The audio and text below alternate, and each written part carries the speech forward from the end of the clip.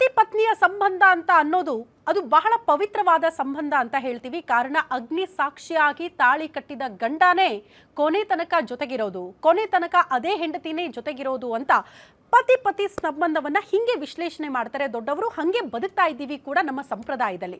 But ಈಗ ನಿನ್ನೆಯಿಂದ ಹೊಸದೊಂದು ಚರ್ಚೆ ಪ್ರಾರಂಭ ಆಗಿದೆ. ಕಾರಣ ಮದ್ರಾಸ್ನ ಹೈಕೋರ್ಟ್ ಕೊಟ್ಟಿರುವ ಅಭಿಪ್ರಾಯಕ್ಕೆ ಸಂಬಂಧಪಟ್ಟಂತೆ ಹಿಂಗೂ ಇರುತ್ತಾ ಅನ್ನುವಂಥ ಚರ್ಚೆಗಳು ಸೃಷ್ಟಿಯಾಗಿದೆ. ಕಾರಣ ಒಂದು ಕೇಸ್ಗೆ ಸಂಬಂಧಪಟ್ಟಂತೆ ಮದ್ರಾಸ್ ಹೈಕೋರ್ಟ್ ಅಭಿಪ್ರಾಯ ವ್ಯಕ್ತಪಡಿಸ್ತಾ ಇದೆ. ಈ ಪತಿ ಪತ್ನಿ ಸಂಬಂಧ ಹೊರತುಪಡಿಸಿ ಆ ಗಂಡನಿಗೆ ಪರ ಹೆಣ್ಣು ಮಗಳ ಜೊತೆಗೆ ಸಂಬಂಧ ಇದ್ರೂ ಕೂಡ ಆಕೆಯೂ ಕೂಡ ಹೆಂಡತಿ ಸ್ಥಾನವನ್ನ ಪಡೆದುಕೊಳ್ಳೋದಕ್ಕೆ ಅರ್ಹಳು ಅಂತ. ಇದನ್ನ ಒಪ್ಪಿಕೊಳ್ಳೋದಕ್ಕೆ ಸಾಧ್ಯನಾ ಸಮಾಜ ಅಥವಾ ಹೆಣ್ಣು ಮಕ್ಕಳು? ಈ ಪ್ರಶ್ನೆ ಇದೆ. ಪ್ರಮುಖವಾಗಿ ಕೋರ್ಟ್ ಏನು ಅಭಿಪ್ರಾಯ ಹೇಳಿದೆ ಅಂದ್ರೆ, ಪ್ರಾಚೀನ ಭಾರತದಲ್ಲಿ 8 ಬಗೆಯ ವಿವಾಹಗಳಿದೆ.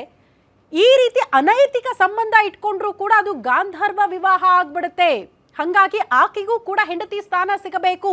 ಇಫ್ ಸಪೋಸ್ ಆಕೆಗೆ ಏನಾದರೂ ಆ ವ್ಯಕ್ತಿ ಮೋಸ ಮಾಡಿದ್ರೆ ಕಾನೂನು ಪ್ರಕಾರ ಆತನಿಗೆ ಶಿಕ್ಷೆ ಅನುಭವಿಸಲೇಬೇಕಾಗುತ್ತೆ ಅನ್ನುವಂತಹ ವಿಚಾರವನ್ನ ಕೋರ್ಟ್ ತನ್ನ ಅಭಿಪ್ರಾಯದಲ್ಲಿ ಉಲ್ಲೇಖ ಮಾಡಿದೆ.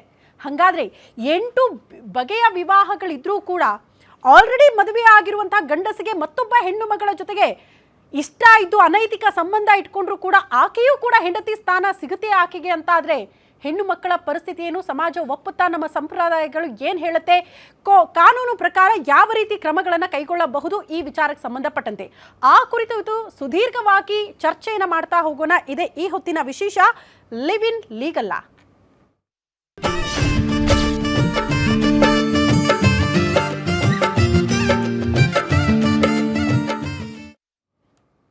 ಈ ಲಿವ್ ಇನ್ ರಿಲೇಶನ್ಶಿಪ್ ಅಲ್ಲಿ ಸಾಕಷ್ಟು ಜನ ಇರ್ತಾರೆ. ಇಷ್ಟ ಆದ್ರೆ ಮದುವೆ ಆಗೋಣಪ್ಪ, ಇಲ್ಲ ಅಂದ್ರೆ ಕಷ್ಟ ಆದ್ರೆ ಬಿಟ್ಬಿಡೋಣ ಅನ್ನೋ ರೀತಿಯಲ್ಲಿ ಒಪ್ಪಂದದಲ್ಲೂ ಕೂಡ ಕೆಲ ಗಂಡಸರು ಹೆಣ್ಣು ಮಕ್ಕಳು ಕೂಡ ಇರ್ತಾರೆ. ಬಟ್ ಆಗ ಮೋಸ ಆಗಿ, ಇಲ್ಲ ಅದೇ ವ್ಯಕ್ತಿ ನನಗೆ ಮೋಸ ಮಾಡಿದ, ಆತ ನನ್ನ ಗಂಡ ಆಗಬೇಕು, ಮದುವೆ ಆಗಬೇಕು ಅಂದ್ರೆ ಓಕೆ. ಆದ್ರೆ ಮದುವೆ ಆಗಿರುವಂತಹ ಪುರುಷನಿಗೂ ಕೂಡ ಪರ ಹೆಣ್ಣು ಮಗಳ ಜೊತೆಗೆ ಸಂಬಂಧ ಇದ್ದು ಕೂಡ ಆಕೆಗೂ ಹೆಂಡತಿ ಸ್ಥಾನ ಸಿಗಬೇಕು ಅಂತ ಆದ್ರೆ ಒಪ್ಪುತ್ತ ಸಮಾಜ? ಹೆಣ್ಣು ಮಕ್ಕಳು ಒಪ್ಕೊಳ್ತಾರ? ಸಹ ಜೀವನದ ಸ್ತ್ರೀಯರು ಕೂಡ ಪತ್ನಿ ಸ್ಥಾನಕ್ಕೆ ಅರ್ಹರ ಅನ್ನೋದು ಪ್ರಶ್ನೆ ಇದೆ. ದೈಹಿಕ ಸಂಬಂಧ ಬೆಳೆಸಿ ಕೈ ಕೊಟ್ರೆ ಪುರುಷರಿಗೆ ಏನಾಗುತ್ತೆ? ಹೆಂಡತಿ ಗಂಡ ಇದ್ರೂ ಕೂಡ ಲಿವ್ ಇನ್ ಇದ್ರೆ ಕಥೆ ಏನು ಅನ್ನೋದು ಪ್ರಶ್ನೆ ಇದೆ. ಲಿವ್ ಇನ್ ಗಾಂಧರ್ವ ವಿವಾಹಕ್ಕೆ ಸಮ ಅಂತ ಮದ್ರಾಸ್ ಹೈಕೋರ್ಟ್ ಹೇಳ್ಬಿಟ್ಟಿದೆ. ಲಿವ್ ಇನ್ ನಲ್ಲಿರುವ ಮಹಿಳೆಯರಿಗೆ ಕಾನೂನು ರಕ್ಷಣೆ ಸಿಗಬೇಕು, ಆಕೆಗೂ ಕೂಡ ಹೆಂಡತಿ ಸ್ಥಾನ ಸಿಗಬೇಕು. ಸೂಕ್ತ ಸಂದರ್ಭಗಳಲ್ಲಿ ಅವರಿಗೆ ಹೆಂಡತಿ ಸ್ಥಾನಮಾನ ಕೊಡೋದ್ರಲ್ಲಿ ತಪ್ಪೇನಿಲ್ಲ ರೀ ಅಂತ ಕೋರ್ಟ್ ಅಭಿಪ್ರಾಯ ಹೇಳ್ಬಿಟ್ಟಿದೆ. ಲಿವ್ ಇನ್ ನಲ್ಲಿದ್ದು ಲೈಂಗಿಕ ಸಂಪರ್ಕ ಬೆಳೆಸಿ ಕೈ ಕೊಟ್ರೆ ಕಾನೂನು ಪ್ರಕಾರ ಆತನಿಗೆ ಶಿಕ್ಷೆ ಆಗುತ್ತಂತೆ. ವಂಚನೆ ಮಾಡಿದ್ರೂ ಕೂಡ ಕಾನೂನು ಕುಣಿಕೆಯಿಂದ ತಪ್ಪಿಸ್ಕೊಳ್ಳಲು ಸಾಧ್ಯ ಇಲ್ಲ. ವಂಚಿಸುವ ಗಂಡಸರಿಗೆ ಮದ್ರಾಸ್ ಹೈಕೋರ್ಟ್ ಈ ರೀತಿ ಎಚ್ಚರಿಕೆ ಕೊಟ್ಟಿದೆ. ಅಲ್ಲಿಗೆ ಮದುವೆ ಆಗಿರುವಂತಹ ಗಂಡಸು ಪರ ಹೆಣ್ಣು ಮಗಳ ಜೊತೆಗೆ ಸಂಬಂಧದಲ್ಲಿದ್ರೂ ಕೂಡ ಮುಂದೊಂದು ದಿನ ಆಕೆ ಮೋಸ ಹೋಗಿದ್ದೆ ಅಥವಾ ಮೋಸ ಆಗಿದೆ ನನಗೆ ಅಂತ ಕೋರ್ಟ್ ಮೆಟ್ಟಿಲು ಹತ್ತಿದ್ರೆ ನಾಳೆ ದಿನ ಹಾಗಾದ್ರೆ ಆಕೆಗೂ ಕೂಡ ಹೆಂಡತಿ ಸ್ಥಾನ ಸಿಗುತ್ತಾ? ಆಕೆಯು ಕೂಡ ಹೆಂಡತಿಯ ಸ್ಥಾನಮಾನಕ್ಕೆ ಅರ್ಹಳ? ಹಾಗಾದ್ರೆ ಮೊದಲಿದ್ದಂತ ಹೆಂಡತಿಯ ಕತೆ? ಇದೆಲ್ಲವೂ ಕೂಡ ಪ್ರಶ್ನೆ ಇದೆ. ಈ ವಿಚಾರಕ್ಕೆ ಸಂಬಂಧಪಟ್ಟಂತೆ ಇವತ್ತು ಚರ್ಚೆ ಮಾಡೋಣ.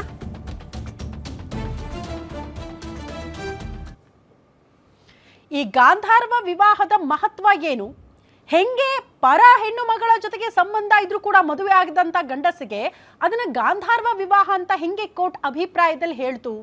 ಈ ಮಹತ್ವದ ಬಗ್ಗೆ ಜೊತೆಗೆ ಕಾನೂನು ವಿಚಾರಕ್ಕೆ ಸಂಬಂಧಪಟ್ಟಂತೆ ಕೂಡ ಇವತ್ತು ಸುದೀರ್ಘವಾಗಿ ಚರ್ಚೆ ಮಾಡೋಣ. ನಮ್ಮ ಜೊತೆಗೆ ಅತಿಥಿಗಳು ಜಾಯ್ನ್ ಆಗಿದ್ದಾರೆ. ಅಡ್ವೊಕೇಟ್ ಅಕ್ಷಯ್ ಅವರಿದ್ದಾರೆ. ಅಕ್ಷಯ್ ಅವರೇ ನಮಸ್ತೆ, ಕಾರ್ಯಕ್ರಮಕ್ಕೆ ಆತ್ಮೀಯ ಸ್ವಾಗತ. ಮೊದಲನೇದಾಗಿ ಮದ್ರಾಸ್ ಹೈಕೋರ್ಟ್ನ ಈ ಅಭಿಪ್ರಾಯದ ಬಗ್ಗೆ ಏನು ರಿಯಾಕ್ಷನ್ ಕೊಡ್ತೀರಿ ತಾವು? ನೋಡಿ, India is progressive, it's progressing. ಹಂಗೆ ನಮ್ಮ ಕಾನೂನು ಏನಿದೆ ಹಂಗೆ ಪ್ರೋಗ್ರೆಸ್ ಆಗಬೇಕಾಗತ್ತೆ.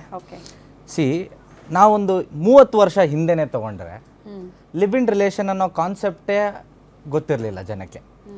ಸಿ, ಈಗ ಏನಾಗ್ತಾ ಇದೆ ಅಂದರೆ ಈ ಮಾಡ್ರನ್ ಎರಾದಲ್ಲಿ ಈ ಲಿವ್ ಇನ್ ರಿಲೇಷನ್ಶಿಪ್ ಅನ್ನೋ ಒಂದು ಕಾನ್ಸೆಪ್ಟು ಬಂದಿದೆ. ಅದನ್ನು ಈಗಿರೋ ಜನ್ರೇಷನ್, ಲೆಟ್ಸ್ ಸೇ 25 to 35 ವಯಸ್ಸಿನ ಜನರು ಜಾಸ್ತಿ ಅಳವಡಿಸ್ಕೊಳ್ತಾ ಇದ್ದಾರೆ. ಯಾಕೆ ಅಂದರೆ ಏನಾಗ್ತಾ ಇದೆ ಅಂದರೆ ಕನ್ವೆನ್ಷನಲ್ ಮ್ಯಾರೇಜ್ ಅಂತ ಏನು ಕರಿತೀವಿ ನಾವು. ನೋಡಿ, ನಿಮ್ಮ ಅಪ್ಪ ಅಮ್ಮ ನೋಡಿ ಮದುವೆ ಮಾಡೋದಾಗ್ಲಿ, ಇಲ್ಲ ನೀವು ಲವ್ ಮಾಡಿ ಮದುವೆ ಆಗೋದಾಗ್ಲಿ, ಇದರಲ್ಲಿ ಸುಮಾರು ಜಗಳಗಳು, ಸುಮಾರು ಕೇಸುಗಳಾಗ್ತಾ ಇರೋದು ನಾವು ನೋಡ್ತಾ ಇದ್ವಿ. ಅದರಿಂದ ಏನಾಗ್ತಾ ಇದೆ ಇವಾಗ ಟ್ರೆಂಡು ಅಂದರೆ ಫಸ್ಟು ಅದನ್ನು ಟೆಸ್ಟ್ ಮಾಡುವಂಥದ್ದು.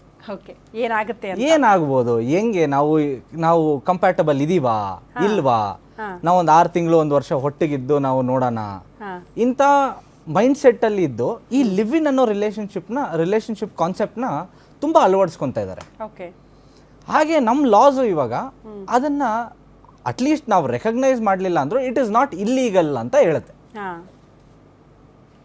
ಓಕೆ ಇದು ಇಲ್ಲೀಗಲ್ ಅಲ್ಲ ಅಂತ. Illegal ಈಗ ಅಲ್ಲ. ಪ್ರಶ್ನೆ ಏನ್ ಗೊತ್ತಾ ಅಕ್ಷಯ್ ಅವರೇ, ಈಗ ಮದುವೆ ಆಗದೆ ಇರುವಂತಹ ಗಂಡಸು ಹೆಂಡಸು ಹೆಣ್ಣು ಮಗಳು ಜೊತೆಗಿದ್ದು ಕೂಡ ಒಪ್ಪಿಗೆ ಆದ್ರೆ ಮದುವೆ ಆಗೋಣ ಅನ್ನೋ ರೀತಿಯಲ್ಲಿ ಈಗ ಮ್ಯೂಚುವಲ್ ಅಂಡರ್ಸ್ಟ್ಯಾಂಡಿಂಗ್ ಮೇಲೆ ಒಟ್ಟಿಗೆ ಇರ್ತಾರೆ. ಓಕೆ ಆಗ ಮೋಸ ಹೋದೆ ನಾನು ಅಂತ ಆಕೆ ಕಾನೂನು ಮೊರೆ ಹೋದ್ರೂ ಕೂಡ ಆಕೆಗೆ ನ್ಯಾಯ ಸಿಗೋದ್ರಲ್ಲಿ ಅರ್ಥ ಇದೆ ಅಂತ. ಆಲ್ರೆಡಿ ಮದುವೆ ಆಗಿರುವಂತಹ ಪುರುಷ ಮತ್ತೊಬ್ಬ ಹೆಣ್ಣು ಮಗಳ ಜೊತೆಗೆ ಅನೈತಿಕ ಸಂಬಂಧದಲ್ಲಿರ್ತಾನೆ, ಆಕೆಗೂ ಕೂಡ ಹೆಂಡತಿ ಸ್ಥಾನ ಸಿಗಬೇಕು ಅಂತ ಅಂದ್ರೆ ಹೆಂಗೆ ಅನ್ನೋದು ಪ್ರಶ್ನೆ ಬರುತ್ತೆ ಅಲ್ವಾ? ಹೌದು, ಈಗ ಅದು ತಪ್ಪು ಅಂತ ಆಲ್ರೆಡಿ ಕಾನೂನು ಪ್ರಕಾರ ನಾವೇ ಹೇಳ್ತೀವಿ. ಮೊದಲ ಹೆಂಡತಿಗೆ ಡಿವೋರ್ಸ್ ಮಾಡಿದ್ರೆ ಇನ್ನೊಂದು ಮದುವೆ ಆಗಂಗಿಲ್ಲ ನಾವು ಕಾನೂನು ಪ್ರಕಾರ, ಅದು ತಪ್ಪು ಅಂತ ಹೇಳ್ತೀವಿ. ಅಂಥದ್ರಲ್ಲಿ ಕೋರ್ಟ್ ಇಂಥದ್ದೊಂದು ಅಭಿಪ್ರಾಯ ವ್ಯಕ್ತಪಡಿಸಿದ್ರೆ ಏನಾಗಬಹುದು ಇದರ ಪರಿಣಾಮ ಸಮಾಜದ ಮೇಲೆ ಅನ್ನೋದು ಪ್ರಶ್ನೆ ಆಗುತ್ತೆ. ಹೌದು, ಡೆಫಿನೆಟ್ಲಿ. ಈ ನೀವು ಆರ್ಡರ್ ಏನು ರೆಫರ್ ಮಾಡ್ತಾ ಇದ್ದೀರಾ ಅದು ಇನ್ ಡೀಟೇಲ್ ಆಗಿ ಓದಬೇಕಾಗತ್ತೆ. ಅದರಲ್ಲಿ ಏನು ಅದು ಕೇಸ್ ಏನಿತ್ತು, ಅದರ ಫ್ಯಾಕ್ಟ್ಸ್ ಏನಿತ್ತು, ಅದು ಯಾವ ಆಧಾರದ ಮೇಲೆ ಈ ಥರ ಡಿಸಿಷನ್ ಒಂದು ಕೋರ್ಟ್ ಬಂದಿದೆ ಅನ್ನೋದು ನಾವು ನೋಡಬೇಕಾಗತ್ತೆ. ಮೇಲ್ನೋಟಕ್ಕೆ ಬ್ರೀಫ್ ಫ್ಯಾಕ್ಟ್ಸಲ್ಲಿ ನಾವು ನೋಡಿ ಇದನ್ನು ಮದುವೆ ಆಗಿರೋರಿಗೆ ಲಿವ್ ಇನ್ ರಿಲೇಷನ್ಶಿಪ್ಪಲ್ಲಿ ಇವಾಗ ಇದ್ರೂ ಅವ್ರಿಗೂ ಹೆಂಡತಿ ಸ್ಥಾನ ಕೊಡಬೇಕನ್ನೋದು ನಾವು ಒಂದು ರಾಂಗ್ ಅಸಂಪ್ಷನ್. ಇನ್ ಡೀಟೇಲ್ ನೋಡಿ ಅದು ಡೀಟೇಲಾಗಿ ನಾವು ನೋಡಿ ಹೇಳಬೇಕಾಗುತ್ತೆ ಏನು ಎಕ್ಸಾಕ್ಟಾಗಿ ಯಾವ ಪಾಯಿಂಟ್ ಮೇಲೆ ಈ ಅಬ್ಸರ್ವೇಷನ್ ಬಂದಿದೆ